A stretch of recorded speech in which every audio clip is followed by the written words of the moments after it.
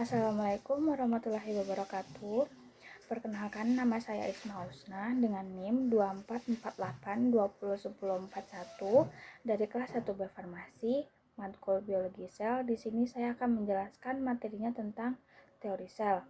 Apa itu sel? Sel adalah unit terkecil yang dapat hidup sendiri dan menyusun semua organisme hidup. Sel merupakan tempat berlangsungnya fungsi kehidupan seperti mengambil nutrisi, mengubahnya menjadi energi, dan menjalankan fungsi khusus. Perkembangan teori sel, Aristoteles dan Paracelsus, hewan dan tumbuhan yang sangat rumit, terdiri atas beberapa unsur yang selalu terulang dan tergabung dalam tiap tubuh makhluk hidup. Robert Hooke 1665, ruangan kosong seperti lubang kecil pada sepotong gabus yang diamati dengan lensa pembesar disebut sel. Grow dan Malpighi, ruang kosong dibatasi dinding selulosa yang disebut vesikula atau utricula. Anthony van Leeuwenhoek, penggunaan mikroskop sederhana dan pengenalan nukleus. Hertwig, teori protoplasma.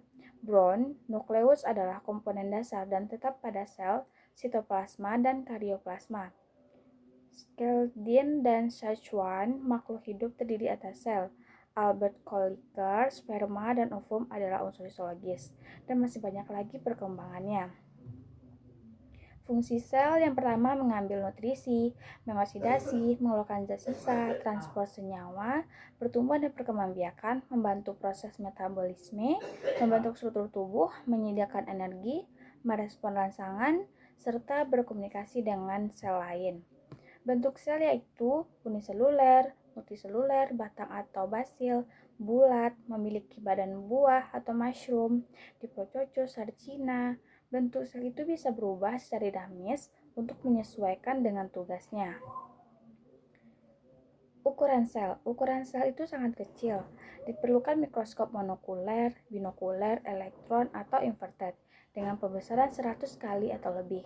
Panjang atau lebar sel dapat diukur dengan mikrometer okuler yang telah dikalibrasi dengan mikrometer objektif. Karena ukurannya sangat kecil, sel tidak bisa dilihat dengan mata telanjang. Berarti kita harus melihat sel itu menggunakan mikroskop. Klasifikasi sel. Yang pertama, sel eukariotik. Sel eukariotik adalah jenis sel yang memiliki membran inti yang memisahkan materi genetik atau DNA dari bagian sel lainnya. Hampir semua organisme multiseluler seperti tumbuhan, hewan, jamur, dan protista tersusun dari sel eukariotik. Ciri-ciri sel eukariotik itu memiliki membran inti, organel bermembran, ukuran lebih besar, dan DNA linear. DNA terorganisis dalam kromosom linear. Yang kedua, sel prokariotik. Sel prokariotik adalah sel yang tidak memiliki membran inti yang memisahkan materi genetik atau DNA dari bagian sel lainnya. Ciri-cirinya yang pertama yaitu tidak memiliki membran inti. Terus dia memiliki dinding sel, ukurannya lebih kecil, reproduksi aseksual, biasanya berkembang biak dengan cara membelah diri. Yang ketiga yaitu sel hewan.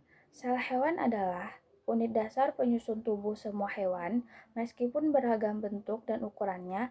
Secara umum, sel hewan memiliki struktur yang serupa dan menjalankan fungsi-fungsi vital untuk kelangsungan hidup organisme.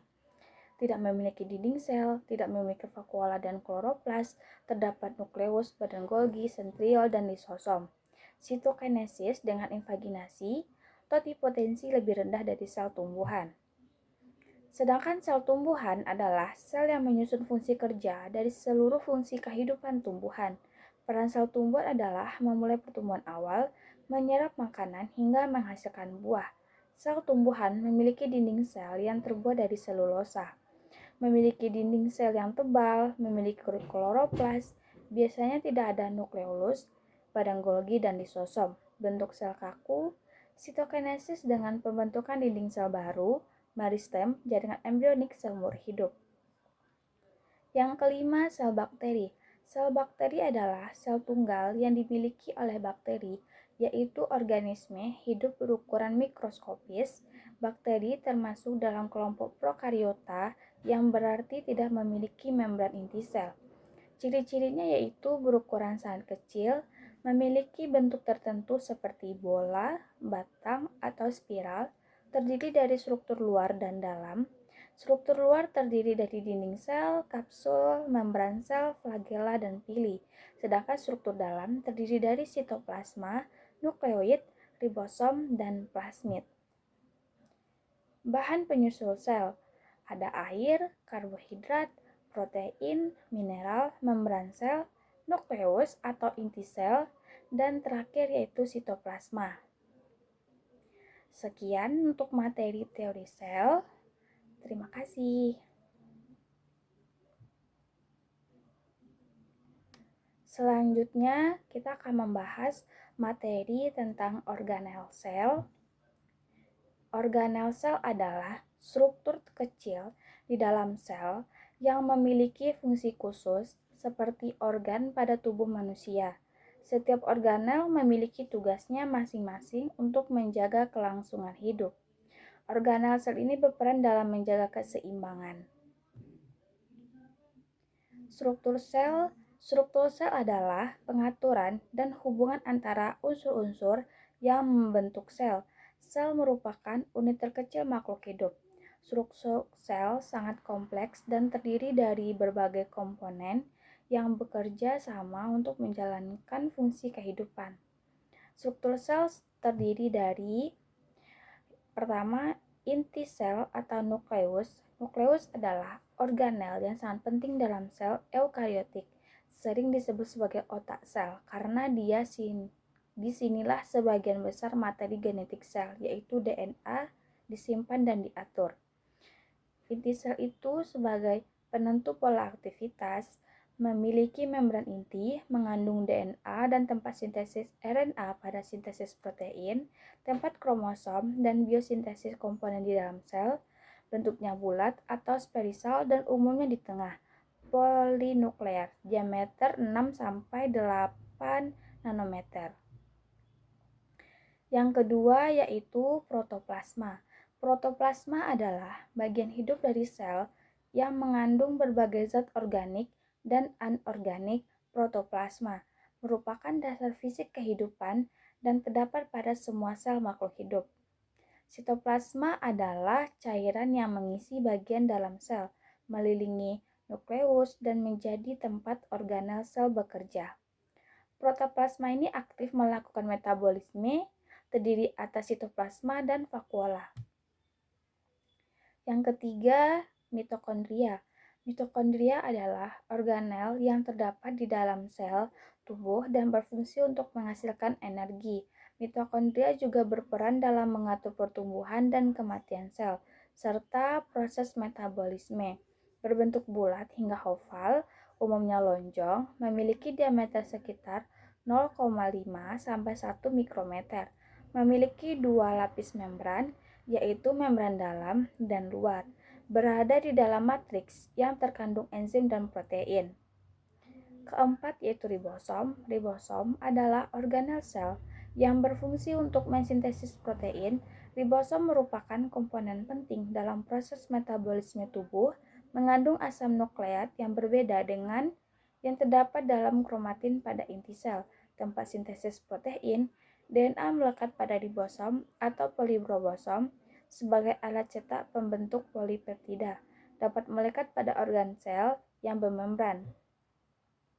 Kelima, mesosom. Mesosom adalah organel sel bakteri yang berbentuk pelekukan pada membran plasma.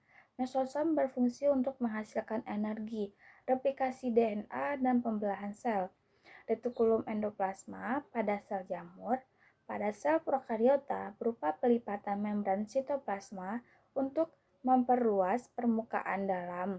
Diperkirakan berfungsi dalam pembentukan dinding sel dan dalam pembelahan sel. Keenam, retikulum endoplasma. Retikulum endoplasma adalah organel sel yang bermembran, lembaran, dan tubulus yang saling berhubungan. Retikulum endoplasma merupakan struktur terbesar dalam sel eukariotik dan memiliki banyak fungsi seperti sintesis protein, metabolisme lipid, dan penyimpanan kalsium. Bentukan membran yang sangat berlipat-lipat membatasi suatu ruangan yang disebut lumen. antara lumen retikulum endoplasma dengan sitosol hanya dipisahkan oleh selapis membran sehingga memudahkan terjadinya pertukaran zat antara lumen retikulum endoplasma dengan sitosol. Hasil sekresi dari ribosom pada retikulum endoplasma akan dibawa ke dalam aparatus Golgi. Selanjutnya yang ketujuh, badan Golgi atau aparatus Golgi. Badan Golgi atau aparatus Golgi adalah organel sel yang berfungsi memproses dan mengemas protein dan lipid. Organel ini ditemukan oleh Camillo Golgi pada tahun 1898. Organel untuk pembuangan dan pemisahan jenis-jenis protein intrasel. Fungsi berkaitan dengan transportasi protein keluar sel, kompleks dekat inti sel dan berhubungan dengan retikulum endoplasma. Tempat produksi glikoprotein, pengatur aktivitas membran sel. Yang kedelapan yaitu lisosom. Lisosom adalah organel sel yang berbentuk bulat dan mengandung enzim pencerna. Lisosom berfungsi untuk memecah berbagai macam molekul kompleks seperti protein, karbohidrat, dan polimer biologis. Organel yang memiliki enzim hidrolase berisi partikel kecil berukuran 58-80A. Lisosom primer langsung berasal dari aparatus Golgi. Sitolisosom menghancurkan bahan sel yang sudah tidak terpakai. Kesembilan yaitu kloroplas. Kloroplas adalah organel sel yang terdapat pada tumbuhan hijau dan protista yang berfotosintesis. Kloroplas berfungsi untuk menangkap energi cahaya matahari dan mengubahnya menjadi energi kimia. Plastida berwarna yaitu kromatopora atau kloroplas, klorofil hijau, dan kromoplas, xanthofil atau kuning. Plastida tidak berwarna, leukoplas, leukoamyloplas atau pati, eleoplas atau lemak, proteinoplas. Yang ke-10, sitoskeleton. Sitoskeleton adalah rangka sel untuk memberi bentuk sel, mengatur dan menyebabkan gerakan sitoplasmik yang beruntun dan berkaitan. Sitoskeleton terdiri dari 3 jenis filamen utama. Yang pertama, mikrofilamen atau filamen aktin. Terdiri dari protein aktin, mikrofilamen berperan dalam pergerakan sel, kontraksi otot, dan pembentukan sitoplasma. Yang kedua, mikrotubulus. Terdiri dari protein tubulin, mikrotubulus berperan dalam pembelahan sel, pergerakan kromosom, dan pembentukan silia dan flagela. Ketiga, filamen intermediate.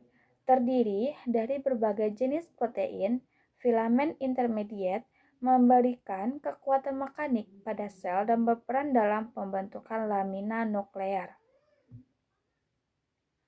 Organel lain ada sentriol, proses pembelahan sel, fibril berbentuk benang untuk kontraktilitas pada sel otot, mikrobodies, sekresi enzim, peroksidase, dan berkaitan dengan klorofil dan mitokondria terdapat pada sel endosperm pada biji kayak minyak atau glioksisom, dan sperosom yang terdapat pada jaringan. Inklusio atau paraplasma hasil metabolisme tetapi tidak ikut dalam proses metabolisme, misalnya timbunan makanan, putih sekresi, dan pigamen pada sitoplasma. Tonoplas, membran vakuola. Terima kasih. Sekian materi tentang organel sel. Selanjutnya, di sini kita akan membahas materi siklus sel. Apa itu siklus sel? Siklus sel adalah proses pertumbuhan dan perkembangan sel yang terjadi secara berulang-ulang. Siklus sel dimulai dari pembelahan sel induk dan berakhir dengan terbentuknya sel anak atau kematian sel. 1. Ada siklus sel prokariotik. Siklus sel prokariotik, terutama pada bakteri, umumnya melibatkan proses yang disebut pembelahan biner. Berikut adalah tahap-tahapannya. Replikasi DNA. DNA bakteri yang berbentuk sirkular direplikasi dimulai dari titik awal replikasi atau origin of replication. Kedua, pertumbuhan sel. Sel memanjang dan salinan DNA bergerak ke ujung sel yang berlawanan. Ketiga, pembentukan septum, dinding sel baru atau septum mulai terbentuk di tengah sel. Yang keempat, sitokinesis, septum memisahkan sel menjadi dua sel anak yang identik masing-masing dengan salinan DNA lengkap. Nah, inilah bentuknya siklus sel prokariotik. Yang pertama dimulai dari replikasi DNA dan elongasi, kedua dinding sel dan membran plasma mulai membelah. Ketiga yaitu septum terbentuk dari DNA terpisah, dan yang keempat terjadilah sel terpisah menjadi dua, di sini sama di sini. Yang kedua yaitu siklus sel eukariotik.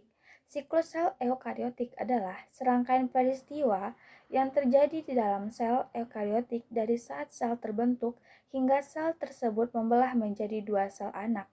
Siklus ini sangat penting untuk pertumbuhan, perbaikan jaringan, dan reproduksi organisme. Secara umum, siklus sel eukariotik terdiri dari dua fase utama. Yang pertama yaitu interfase, fase perpisahan sebelum pembelahan sel.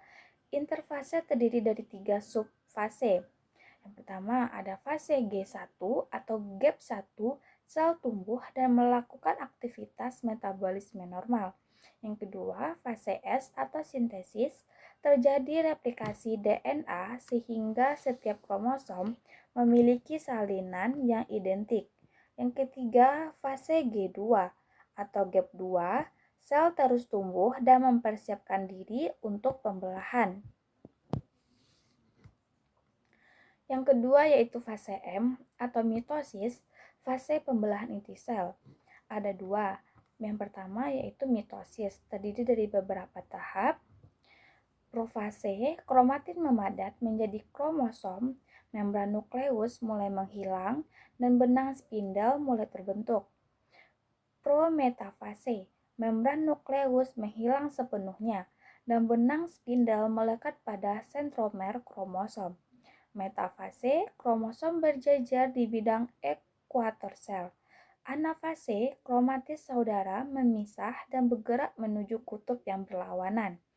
Telofase, membran nukleus baru terbentuk di sekitar setiap kelompok kromosom, dan kromosom mulai kembali ke bentuk kromatin. Yang kedua yaitu sitokinesis. Pembelahan sitoplasma menghasilkan dua sel anak yang identik secara genetik. Nah, ini tadi siklus sel eukariotik. Ada fase mitosis dan sitokinesis.